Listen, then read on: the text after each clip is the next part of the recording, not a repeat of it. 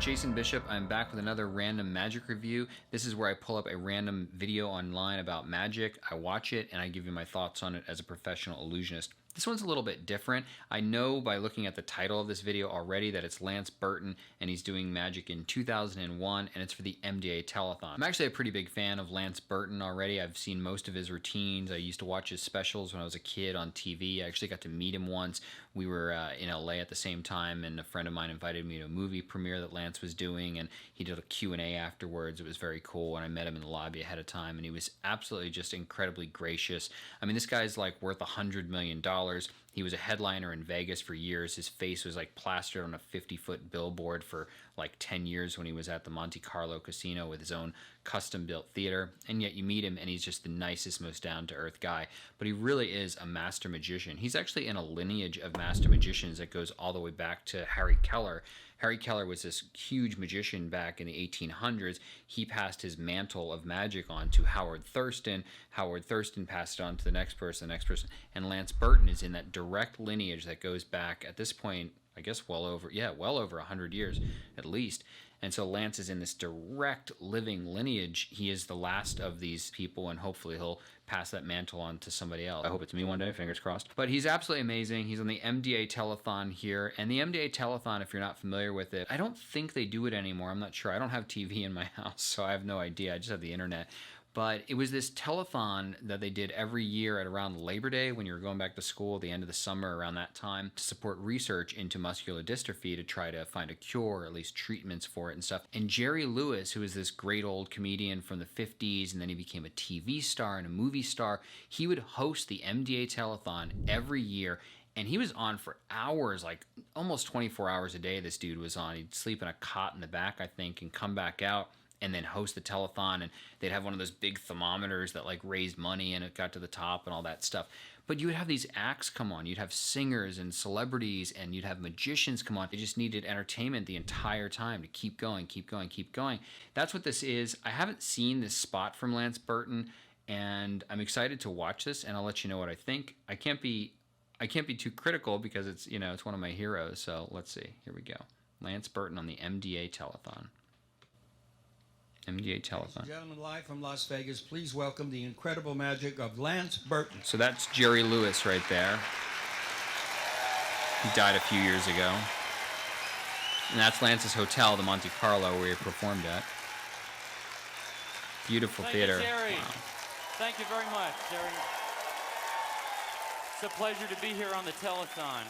It's always a great thrill and an honor to help you help your kids. And I'm proud to be filling in for Mr. Bill Clinton tonight, too. And as a matter of fact, I'd like to take this opportunity to announce my candidacy for the presidency in 2050. So we're out of time. I'm letting the momentum build. Well, you know, it is always nice doing a magic show in a beautiful theater like the one we had. This is 2020. If he had have ran this year, he might have won. I don't know. It was what a crazy year 2020 has been. I mean, I guess we're almost at the end of it. This is December, so we'll see if 2021 even makes it here. So here, I didn't always have a nice place to do my magic. I started working nightclubs when I was 17 years old. And, you know, Frank Sinatra always considered himself to be a saloon singer. Let's drink to the magic and the mystery of... You know, Lance is just such a tier above. I mean, his scripting is just down perfectly. His blocking, you know, how you move on stage, you know, his assistant is coming in, putting that box in. The music comes on at exactly the same time.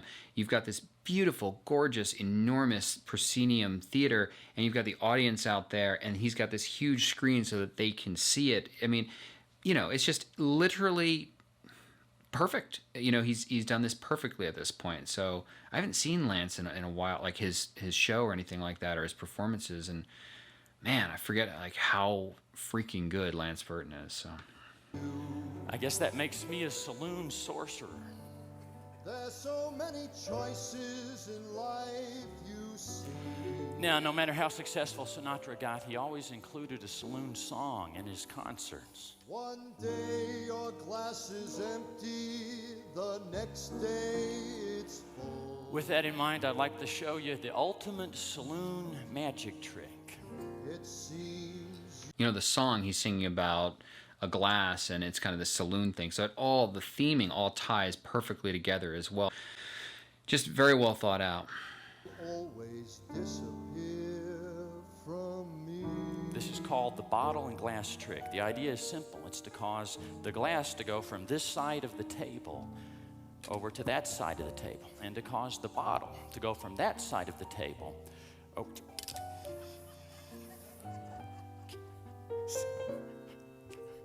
Sorry, folks. I seem to have packed too many bottles tonight. Let me start all over. Live television, okay. Well, I should explain, when you're doing magic with breakable things like bottles, you always have to have extras around backstage. In case of accidents, that's why we had that extra bottle. Just ignored that. The idea is very simple.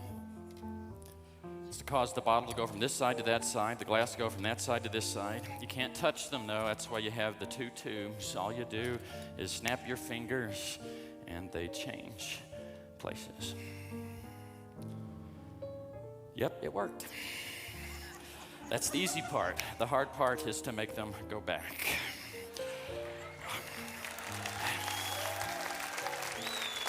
You know, I should point out, this trick really works better if the audience has consumed the contents of the bottle first. If you're completely sober, you don't believe me when I tell you it's very easy to make them change places. It's very difficult to make them go back. Now just remember, tube number 1 always goes over the bottle. Tube number... Sorry, folks, I seem to have packed. I'm going to be totally honest. This type of routine isn't totally my favorite. I don't love this. There's a name for this. I'm not going to say the name because I don't want non-magicians researching this stuff, but I don't love this type of routine. That said, I do think Lance is doing it about as well as anybody could probably do it. I mean, he's charming. He's technically perfect. I mean, his dove act that he's well known for, his like 12-minute dove act, is, I don't want to say it's flawless. I mean, everybody can improve and they should improve. Everybody can improve and they should improve, but it's literally about as flawless as magic can possibly get. And he's so comfortable in this. He knows this routine so well. He's so chill about this. And that's like half of it right there, is just convincing people that you're not nervous, that you have everything under control. So again, I think he's doing it well. Obviously, he's Lance Burton. He does basically every trick well. It's just not a trick that I personally love. I know a lot of other magicians don't particularly love this trick. It's an interesting trick, though, because if you're flying into like a corporate show or something like that, it's a much easier trick to be able to bring a few tubes and a bottle or two or whatever along to be able to perform this piece of magic. So that's a really smart thing, to be able to do it in multiple environments. It's a very different type of style than what you expect from all of the street magic you see today with David Blaine and then the people who have been influenced by David Blaine. Lance is on a stage. He's on a proper proscenium stage. I believe that is the first proscenium stage that was built in Las Vegas, actually. That's how rare that is in Las Vegas. In New York, you have stages like this, although that's also a huge stage. I mean, this guy floated Corvettes and made them disappear on that stage right there. So anyway, let's see the rest of the routine. Here we go. Too many bottles. Tube number 2 goes over the glass, which becomes a bottle. The bottle becomes a glass. Number 1 covers the bottle. Too many bottles.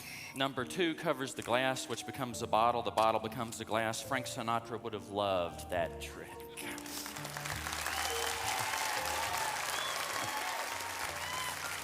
Frank Sinatra probably would have loved that trick. I feel like a bit of a jerk, too, because I just said, like, oh, I don't really love this. And it's like, it's the lead up to the meat of the trick that he was doing, too. So if I'd have waited about 2 seconds, I'd have watched him get into more of the meat where the bottles just really start jumping and this and that. I have my own problems, though, with this routine.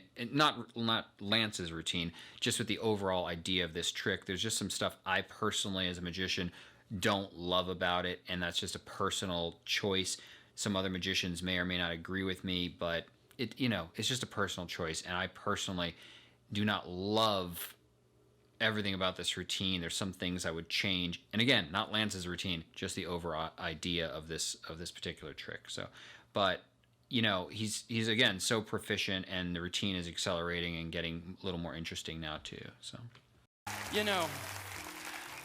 I don't think Sinatra ever did magic, but if he did do this trick, I'll bet he could do it with just one tube. The glass becomes a bottle, the bottle becomes a glass. Now, if you're going to do it that way, I should point out, you do have to have an extra bottle hidden away, which the audience is unaware of. Glass, bottle, bottle, glass, no problem, as long as you have an extra bottle hidden away. Oh, it'll work with either tube. Makes no difference at all, as long as you have an extra bottle hidden away. Oh. You know, I forgot how much this routine accelerates like this and just keeps happening. And, you know, he's doing a particularly good version of this where there's just a lot of bottles. I mean, he is just knocking out these bottles one after the next. And that's a really cool part of the routine. I think maybe what I don't like, again, there's something I don't like about it that I'm not going to describe now, but it might just be the lead up of the routine that I originally don't really completely love.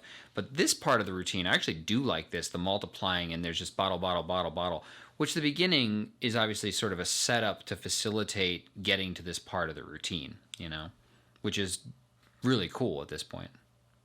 I know. You think I can't do the trick unless I use two bottles. I'll prove I can do the trick with just one bottle. I'll mark the bottle with the little yellow handkerchief. Now, you can tell that bottle apart from all the rest. When they change places, you'll know it's the same bottle. That's the easy part. The hard part is to make them go back. Well, if you do it that way, you have to have two extra bottles.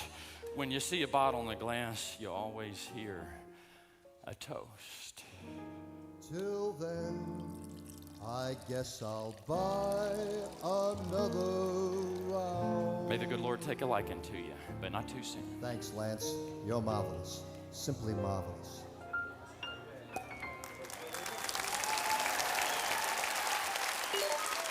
Man, you could only hope to be as smooth as Lance Burton. I mean, I'm not even smooth just saying that to you right now, but I mean, you know, the timing of the music, it's just right there. You know, the end of the routine, it just, and he has that little step up where it's the yellow handkerchief, but then it turns into a red handkerchief, and then there is no other yellow handkerchief.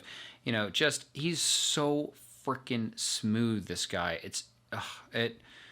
I'm fanboying on him, but you know what? He freaking deserves it. I mean, this dude is, you know, people say master magician all the time. They're a master magician. And he said that years ago. But guess what? He literally was a master magician. I mean, he won FISM, you know, the Federation International Society of Magic, at, I think it was like 21, 22 years old. This guy went over there, first American to ever win. He won the Grand Prix, gold medal as such.